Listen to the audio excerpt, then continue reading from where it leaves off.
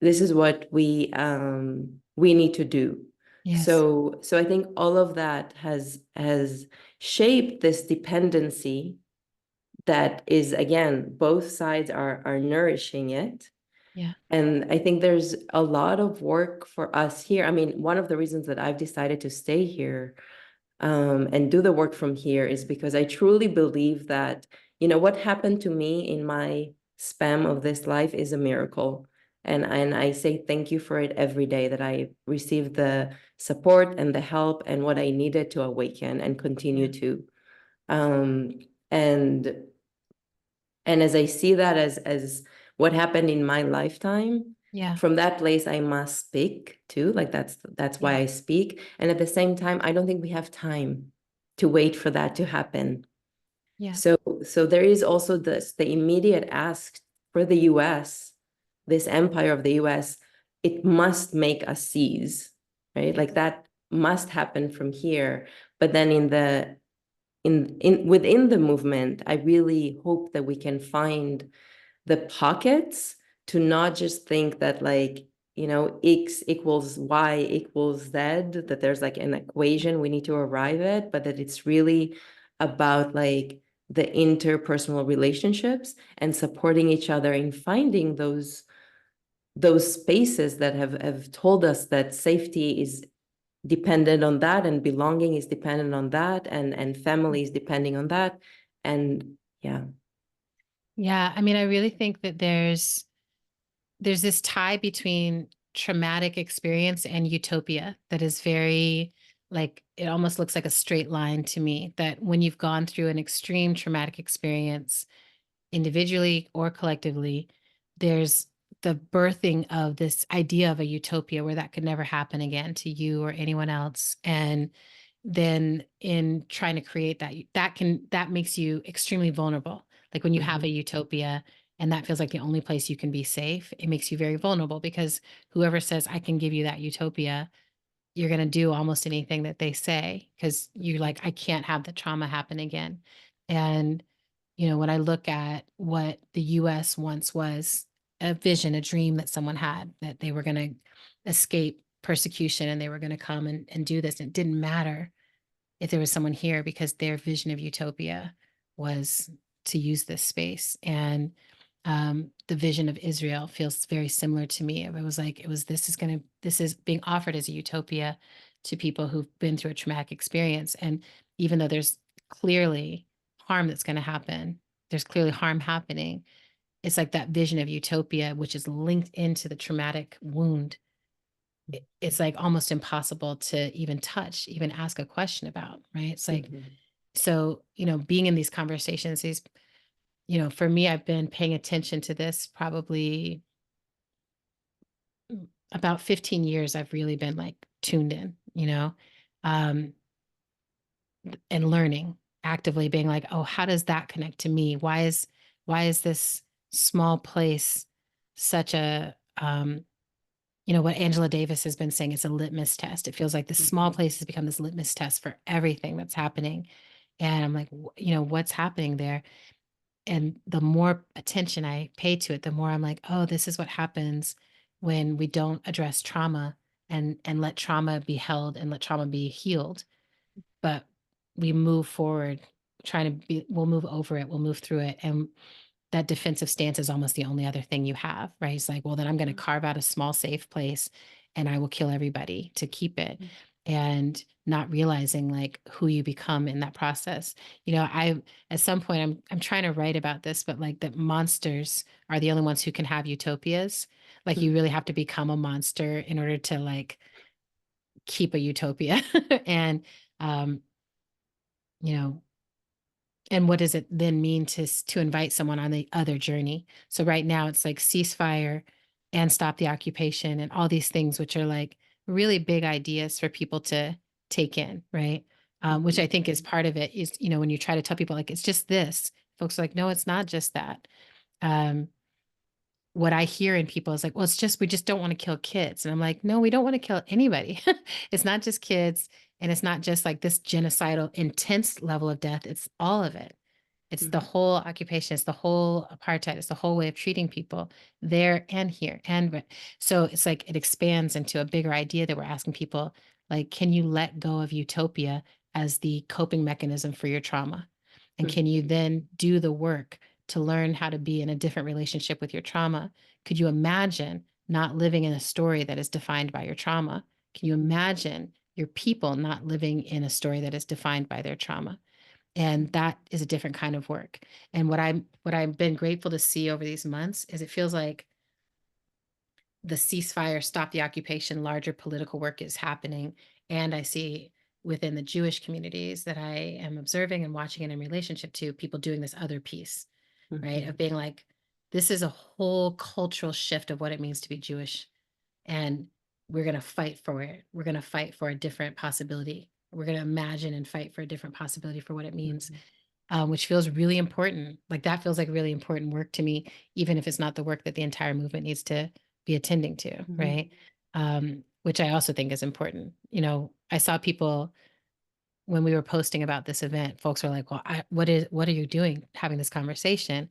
And I'm like, yeah, it's not for everyone. This conversation is not for everyone, but for people who are on the side of the oppressor in some way and try to figure out decolonization, this is a necessary conversation to have. And I think it's important not to put that labor on Palestinians, right? That it's like, this is Jewish labor, and this is the labor of those who have been in alignment and relationship to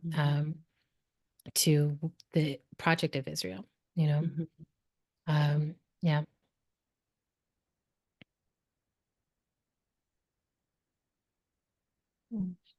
Mm. I'm thinking about how, like this, the thing that you're describing, Adrienne, of sort of like this connection between unhealed trauma and this like this fantasy of security, right? That then it's like the state generates and like kind of sells this illusion of security, of stasis, Yeah. and how like in a wounded and desperate place, appealing that is, right?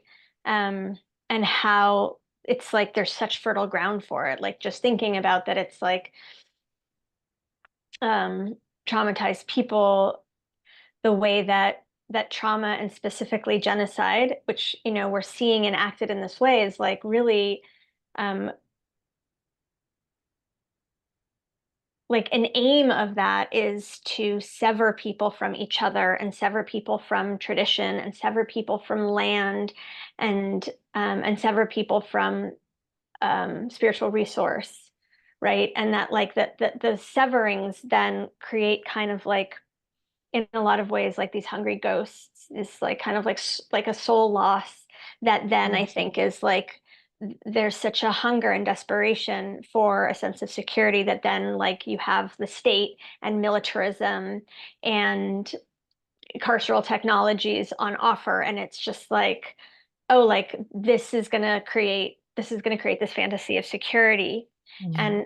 And Meital, this connects to something that you talk about in the book of sort of like um this being willing to be uncomfortable, like being willing to let go of that illusion, the fantasy of safety and security, of like holding on to state identity, holding on to statehood, holding on to nationalism, as like the amulet. And it's making me think about, I taught these workshops on Jewish protection magic, and this Israeli wrote to me during it and was like, what, asked me about the classes, and I told them about it, and I was like, just to be clear, like I'm teaching this like as an active intervention um, in Zionism. And she was like, well, I don't need these protection practices because I live in Israel, and Israel itself is an amulet, right? Like we don't need it because Israel itself protects us. And I really began thinking about like this idea of the state as amulet, the way that like also like magical practices, religious practices, elemental practices, land practices like are being weaponized in that project, and how painful that is, and how now I feel like there's this like larger kind of like battle for the soul, for the tradition, for the spiritual practices, for the magic, and like how the fertile ground was like contributed to because of like the way that trauma disconnects people from their amuletic practices. And those amuletic practices are really about connection. They're really about relationship. They're really about mutual aid. Like an amulet is not doing the work of protecting us. It's reminding us of the web that we're in. It's reminding us of the relationships, of the kinships, of like the way that we protect each other, or that we help each other recover when life happens, right? Like the way that militarism and nationalism forecloses upon all life. Like, Yeah. and so Meital, while I'm hearing you talk about sort of like this kind of like death doula, there's also a way in which it's like letting ourselves be fully alive, which means being fully vulnerable, which means like letting ourselves be in the vulnerability and the not knowing, of being wandering, of being Mm. of giving up that identity and and those conditions that ultimately protect no one, make everyone less safe, right?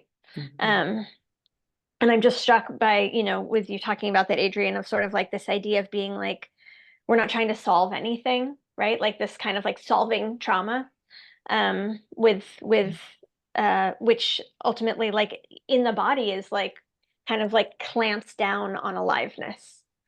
Yeah. And so it's both like this more life and also allowing death, like allowing the death of something, allowing the letting go of something. Yeah. Can I say something there, Dori? Yeah. It also feels like there's something about allowing chaos, like allowing the chaos of transition to happen, because I think that part of it is like, if you've gone through something super traumatic and you're like, okay, I want to recover, I want to get my life back together. Like, what are the routines? Like, how do I figure this out? And I think for anyone who's been through a real healing process, there's actually like a total chaotic part of it, right? Like once you awaken to the fact that like there's trauma that's happened to me, then I became the shape that I needed to become to survive that. And now I have the agency to say something else is possible, right? If I can notice. So I'm doing this personally, right? I'm like, oh, my disordered eating is a direct relationship to trauma that I experienced as a young person. And it worked really well to get me from here to there. If I don't think about what it did to anyone else, right? If I just think about like, I contained this way of harming myself that helped me cope and survive. And now I'm an adult and now I can figure out something else. And the chaotic period was felt like, oh, I'm flailing about and there's no logic. But it was when I was finding myself and I was figuring out something about myself that was, what is the truth under the coping mechanism? What is truly me? And I feel like at a collective level, right, we see ourselves have to do that, moving from in the US, moving from the arc of being enslaved people to going through Jim Crow all the way to Black power, Black love, like we have to reclaim ourselves, and there's this chaos of what does it mean to be Black, and that we're still in, I think, a lot of that, right? What does it mean? There's this chaotic period, but what is most important about it is no one outside can define it for us. No one outside of ourselves can define for us what it means. And I think the same thing is happening now, where I look and I'm like, our colonial shaping, right, means that a ton of people in the US are like, here's what the solution is for that region of the world. They need to do this. This is the only outcome. And telling people what to do, ordering people what to do. We absolutely have the total belief in our US superiority that we should go do that. And I think instead there's a need to embrace a level of chaos, that it's like, we actually don't know what anyone else in the whole world, I keep saying this, but I'm like, we don't know what anyone in the world needs to do because we haven't figured out how to hold that.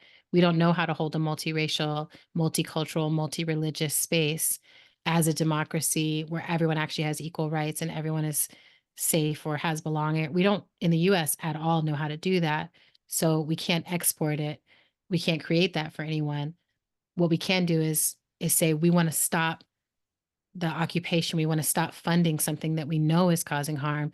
And the result will probably be some chaos while people there get to build up their own strength and their own capacity to figure out what the solution looks like without imperial intervention. right? Like what happens if everyone has to stand on their own relationships and stand on their own self-identity? And then what does a Jewish identity look like in that formation, where it's like, what if I'm not purely trauma shaped and purely the coping mechanism that is Israel? What if we're not, what if those things don't work, and they're not working now, right? That piece, I'm really curious for y'all if that is how it's feeling to be Jewish right now, right? But for me, from watching from where I'm sitting, it looks like, oh, this thing you were told is going to keep you safe and protect you and be a home base and be like a given that you can just be like, we got that. It's not working. And as you start to unfold why it's not working, it's actually really horrific. It's not working for really serious reasons. So it's like, well, then what do we cling to? And what I see people going back to is like, well, wait, what is the root system of the technology of being Jewish, right? Like, what is the root system of our beliefs? What is the root system of these rituals? What's underneath everything? And what's underneath is the place from which we connect in the multi-faith prayer circle, right? What's underneath is the place where we are like, oh, what's underneath is our humanity. What's underneath is our desire to take care of each other. And almost every time in massive crises, what we see is the human capacity to care comes forward. It comes to the surface. I'm really curious about like right now, people are doing the most egregious things to, it's like the most egregious things, and we're witnessing it. And we don't, and we shouldn't, I don't think, develop any tolerance for it, right? We don't have it. And I don't think we should develop it. Like, I don't think it should get normalized. I want it to still shock us, and I want it to still move us into action. So I've been thinking a lot about that, is like, inside of chaos, how to be an agent of the future, how to be an agent of something visionary, so that even though I'm like, I know I'm in the swirl and I'm in the wave, and I know solid ground is not coming anytime soon. Like, I stopped expecting that a few years ago, I think. I was like, we're not going to land. We're in the tumble. But in the tumble, I can still be light, and I can still be loving, and I can still be care, and I can still be compassionate, and I can still see people's moving towards their own humanity, right? I have a question for Meital, which is like, I remember being a kid in that military world and starting to have the questions, like starting to be like, there's something not right about this. Something's not adding up. As my little kid brain tried to make sense of stuff, my kid heart tried to feel it. I wonder for you, when that started, like, what you heard, what you saw, that like started to shine a light on like, maybe the spell that I've been cast in is like delusional and dangerous, and like not one that I want to keep being a part of. And I want to start to cast my own spell for my life. Because for folks who haven't read the book or haven't seen it, I want people to know, like, it's this big old book. When I got it, I was like, damn, Meital, this is a big ass book. And then what I realized was only this much of it is what you've written, right? That you'd written before 2021. And then this is all the names of people who've been killed in Gaza since October 7th, right? And the it I'm like, how did you go from what you were indoctrinated into and the narratives you were given to being able to write something where the majority of space is actually given to those who have been harmed by that system? And like, what was the first seed or spark in you? Yeah.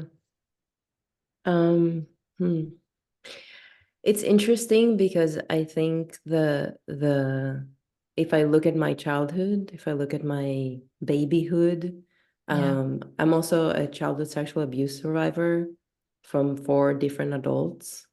So I think that the main thing that happened in my body, because and I see a complete connection between this militarized army Israeli identity to the sexual abuse. Yeah. But I think because of all of that, Yeah. the first thing that happened to my body is extreme dissociation. And like a very like hyper productive dissociation where no one knows but I'm actually not here. So I think I was just not there for the majority of my childhood. And the not there is also just like, and that is something that, again, if you want to raise a soldier from being a baby to being 18 and a soldier, what we're seeing right now, these soldiers, to raise them to do what they're doing right now, like that starts in the womb. And that means that all of their senses until they reach 18 need to be completely opaque. Yes. So you actually have no way to sense. You only have orders, and those orders, again, it's not right or wrong. It's, if you want your grandmother to stay alive, this is what must be done. So they make everything extremely personal in that as well. So I think for me, like when I don't know that I have moments of being like, oh, this is wrong. I think I have moments of being, I'm absent. I am in this body that is supposed to be a complete technology that is connected to all the elements, and I can't feel anything. I'm in water and I'm swimming and it feels like home, but I can't feel it. I can't taste it. I can't smell it. So I think those were more the like moments where I was like, something's wrong. Something's not okay. And then as a child, there was a lot of self-blame in that, of course. But I think for me, really, the moment was needing to send those planes to fuel planes to go into Gaza. Like in that moment, when I did my mission, did answer the phone calls, did the thing, in that moment, something was so wrong in me not being able to feel what I'm doing that it like cracked the code somehow. And I think it's because of and that is something that I will, again, forever be grateful for. I think as from childhood, I knew that my only true belonging is with the earth, is with the elements, is with the trees, it's with the birds. And then like knowing that also the Israeli Air Force took those things from me, right? They made birds into airplanes. They made elements into commodities. So, and that's also like from childhood because my dad is an Air Force commander. So I grew up in the Air Force bases. But I think for me, that moment cracked the code. And then again, and then from that moment, it's just, and it's a continued practice of just returning to senses, returning to, oh, what do I hear? What do I smell? What do I taste? What do I feel?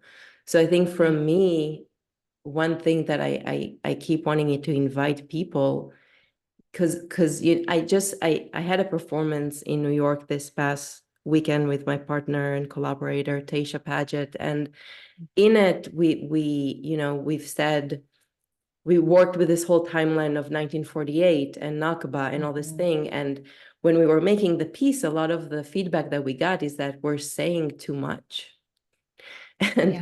And I had to stop for a second and be like, oh, I actually don't really understand that now I'm in a world where I say 1948 or I say Nakba and people know what I mean. And we're kind of like in this moment right now. This is new. Like, so like the education piece, the learning piece that the movement is like inviting us to do is working, right? And another piece I want to invite us to do, especially as oppressor shapes, is to really feel into the grief in an individual way. So when I named in my prayer this child Fayaz Abu Atayata from this morning, it's because when I see one image, I try as much as I can to tend to it and make that one child be the story I carry today. And really feel into it and feel into what does it mean for their parents, their aunties, their uncles, what is happening? What does it mean for this world to pass out of this world right now? And in that practice, it helps me, again, reassociate, attune into, and find everything that had to be removed for me to take on the shape of the soldier. So there's like a true belonging, right? That again, it's the sun, it's the earth, it's the elements. And once I think we tap into that, then the things that hurt us, because yeah, losing family relationship, losing all relationship is extremely painful. Losing home is painful. But when we have that other belonging to lean into, I think it can hold us to do those really hard things. Well, and I think it's actually really important that you name that there is the loss, because I think there's sometimes when we're trying to invite people to freedom, and it's like, you're still going to have you don't have to give up anything. You just come be free. And it's going to be great.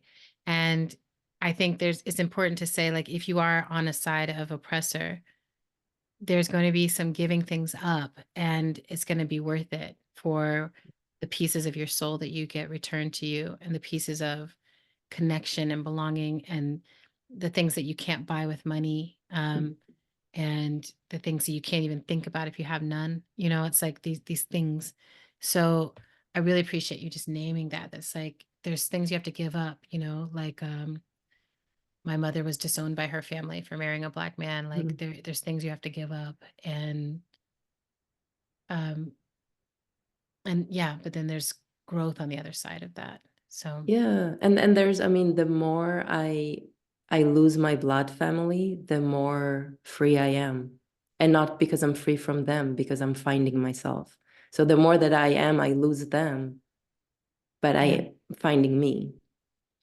Yeah. And yeah, I mean, I think I had a few years ago this recognition, like, not everyone's going to make it, which is not the way I was raised, movement raised. I was like, we got to free everybody, all people. And I think there has been this real sense, the Harriet Tubman part of me, which is like, oh, like sometimes you have to either put the shotgun on their back and be, or you have to be like, I'm going to freedom.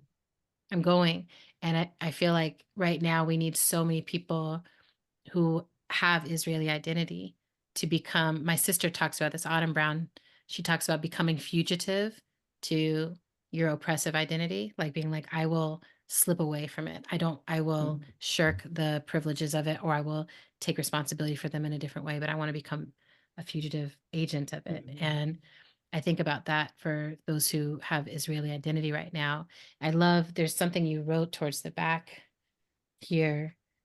Before we are Israelis, before we are soldiers, before we are armors, before we are occupiers, before we are army, before we are murderers, before we are immoral, before we are apartheid, before we are ethnic cleansing, before we are state executioners, before we are born, before we are genocide, before we force identities on our bodies, before we are. To our hearts, I'm sorry for covering you up with heavy metal, and I'm asking for forgiveness. I am sorry. And that piece, I'm just like, I just want everyone in Israel to sit with that it's like, you were something before this. And part of the violation is that the state has made you believe you are of it. And you are actually something before it, and you will be something after it. And we'll all be safer on the other side of that, Yeah.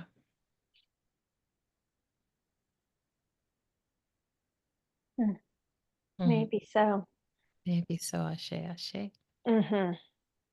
My loves, we have just a couple minutes left. Okay. And so I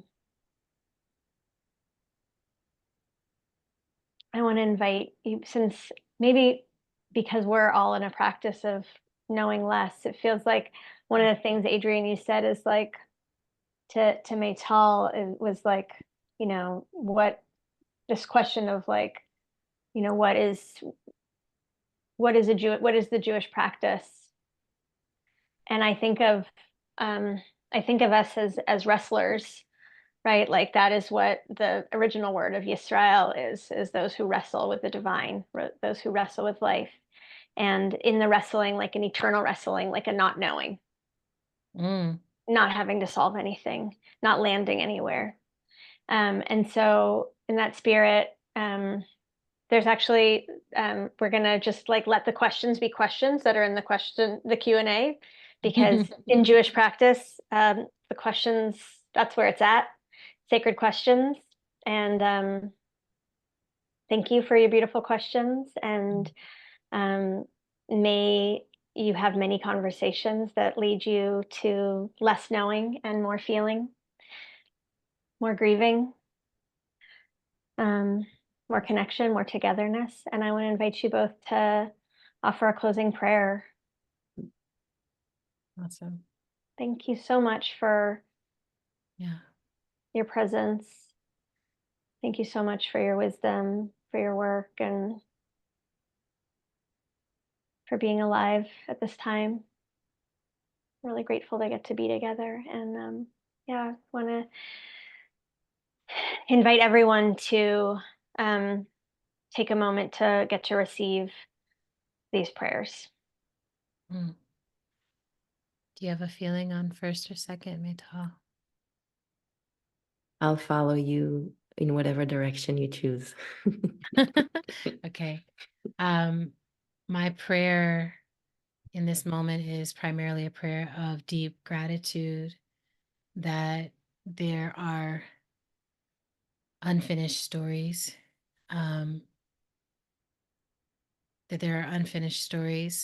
for justice and for freedom and for liberation on this planet, and that there are some of us who are coming together with the humility of getting to write those stories, getting to be a part of writing those stories.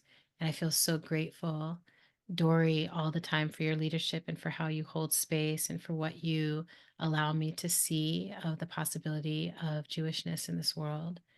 I am grateful to you, Meytal, for the journey that you've been on, for the miracle of your liberation path, for your bravery and being willing to tell your story and to tell it in this moment, in this time. And a gratitude to the absence in you that led you to long for something else. And for everyone who's tuning into this, who's paying attention, to find the places in them where maybe trauma has led to a toxic utopian dream or practice, and just considering the possibility that there are other ways to be in this world, and that healing is possible, that healing is possible, that healing is possible, and that Palestine is free already.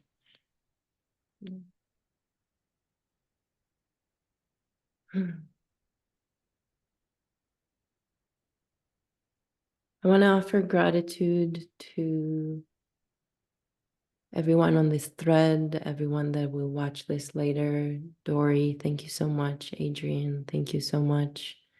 The Greenhouse Project, the Memory and Resistance Laboratory, thank you so much for hosting us. I have arrived to this conversation today from a stumbling place of feeling a lot of grief and wanting to be able to offer a space for people to tune into their own grief.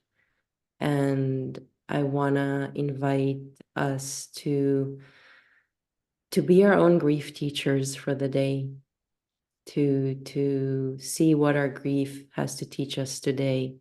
And may those stories be heard by everyone who needs to hear them at this moment.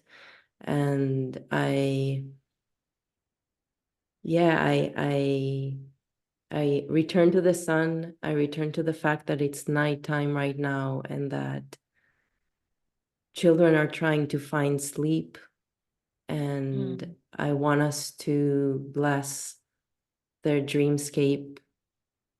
I want us to bless everyone who's trying to find sleep under bombs and atrocious acts right now, to know that the dreams that they're dreaming, the future that they're dreaming up, that we will show up for it, and that we hold it, and that may we awaken to sleep. And thank you for everything that everyone had to move through to be here today. And I appreciate this space. I appreciate this collective fire, and may we continue to tend to it until Palestine is free, until our hearts are free. May it be today. Amen. Amen. Amen. Amen. Thank you both so much. Thank you. Thanks everyone for joining us. Sending much love.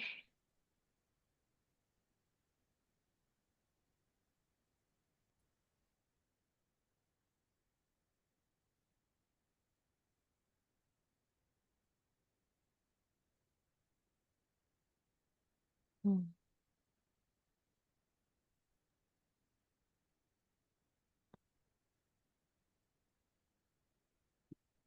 Mm. Mm. So sweet. Everyone, I don't think can see it, but lots of people are sending gratitude and love. And thank you all. Mhm. Mm.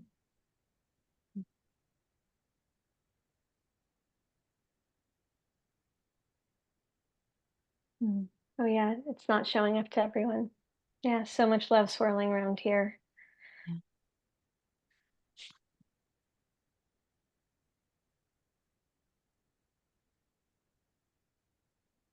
Thank you. Mhm. All right. Mhm.